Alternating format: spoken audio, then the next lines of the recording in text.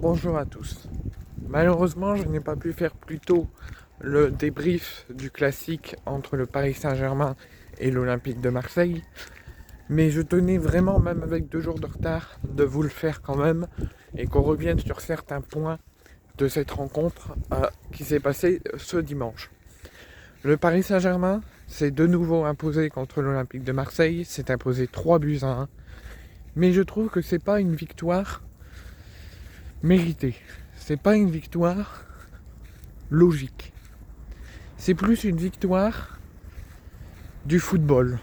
Que le football leur a donné le succès. Que le football a décidé que le Paris Saint-Germain s'imposerait contre l'Olympique de Marseille. Pourquoi je vous dis ça ?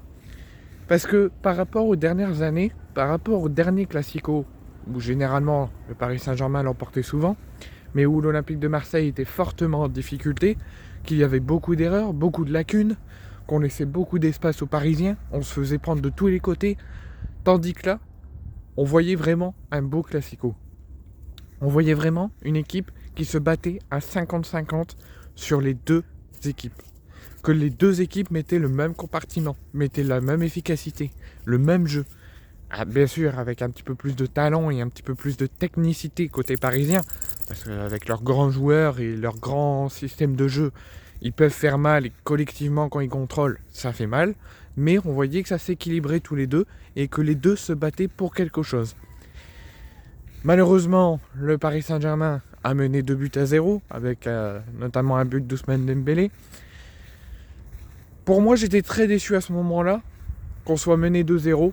Mais malgré tout, l'OM faisait son jeu, l'OM proposait quelque chose et l'OM combattait en grande difficulté, mais combattait quand même et ne lâchait rien face aux Parisiens de Luis Enrique. Mais malheureusement, comme je vous l'ai dit, la technicité, le jeu parisien a pris le dessus. Et si on laisse trop d'espace, si on laisse trop de trous et qu'on laisse Paris jouer, on se fait enfumer. Donc on est mené 2-0 à la mi-temps. Mais là, on voit une deuxième période plus sérieuse de l'OM, avec plus de collectivité, plus de pressing, plus de croyance en quelque chose. Et on arrive à réduire, à presser les défenseurs parisiens, et ça a permis à Nuno Mendes de faire une grosse bourde et de laisser Adrien Rabiot pour Amine Gouiri pour réduire l'écart dès le retour des vestiaires. Là, on a eu un espoir de quelque chose. On a eu un espoir de relance marseillaise parce que les Parisiens étaient dans le doute. Les Parisiens étaient inquiets sur cette deuxième période parce qu'ils ne jouaient pas leur jeu habituel. Ils laissaient l'OM proposer quelque chose. Ils laissaient l'OM leur presser. Et l'OM avait plus de ballons que les Parisiens. Et l'OM a attaqué plus vers leur but que les Parisiens qui faisaient face à une défense marseillaise très bien compacte. Mais malheureusement, suite à une baisse de forme physique, suite à un très mauvais choix de Roberto De Zerbi à faire entrer Paul Lirola, alors que l'équipe rodait bien, que l'équipe tournait bien, que l'équipe croyait en ce qu'il faisait, le choix de faire entrer Paul Lirola a eu un impact négatif pour l'équipe, puisque l'OM a encaissé ce troisième but avec un centre d'Hakimi et un but contre son camp de Paul Lirola qui a atténué les espoirs marseillais. Je suis très déçu du choix de De Zerbi à faire entrer Lirola, alors que l'équipe rodait bien, que l'équipe s'écoutait, que l'équipe jouait un très bon jeu et pouvait rivaliser avec Paris et pourquoi pas accrocher le match nul.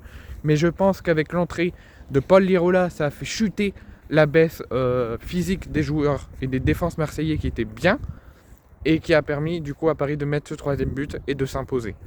L'OM n'a rien à se cacher, Paris a été plus au-dessus, mais l'OM a proposé quelque chose, l'OM a su rivaliser par rapport aux dernières années, mais malheureusement l'OM s'incline 3-1.